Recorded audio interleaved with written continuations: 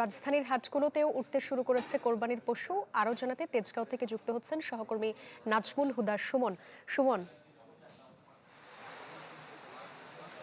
সাদিয়া, আমি এখন আছি তেজগাঁওয়ের ঢাকা পলিটেকনিক ইনস্টিটিউট খেলার মাঠের যে কোরবানির হাট সেখানে।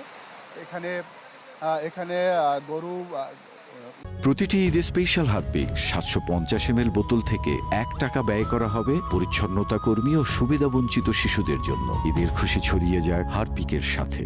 ইতিমধ্যে ক্রেতারা আসছেন, তবে বৃষ্টি হঠাৎ রোদ, এই কারণে ক্রেতারা আনাগোনা একটু কম।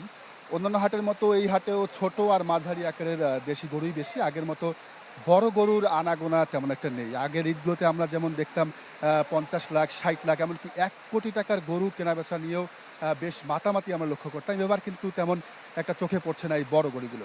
এর পেছনে ব্যবসায়ীরা কয়েকটি কারণ জানিয়েছেন। এর মধ্যে সবচেয়ে বড় যে বিষয়টি তারা বলছেন সেটি হলো ভয়। কারণ এই বেশি দামের গরু আর ছাগল কিনতে গিয়ে গেল বছর কিন্তু তুলকালাম কাণ্ড ঘটে গেছে দেশে।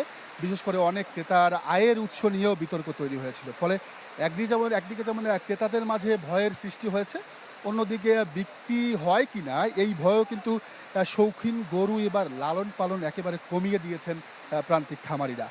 আর গরুর দামের ব্যাপারটা যদি বলি, একেবারে ছোট মানের যে গরুগুলো আছে সেগুলো 2 থেকে 3 মণ ওজনের যে গরুগুলো, সেগুলোর দাম হাঁকানো হচ্ছে 80,000 থেকে 1,50,000।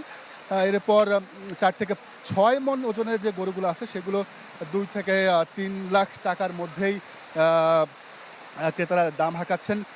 যদিও বেচাকেনা এখনও পুরোদমই শুরু হয়নি, ফলে ক্রেতার চাহিদার উপর ভিত্তি করেই কিন্তু এই দামের কম বেশি হতে পারে, যেহেতু ঈদের এখনও 7 দিন বাকি আছে।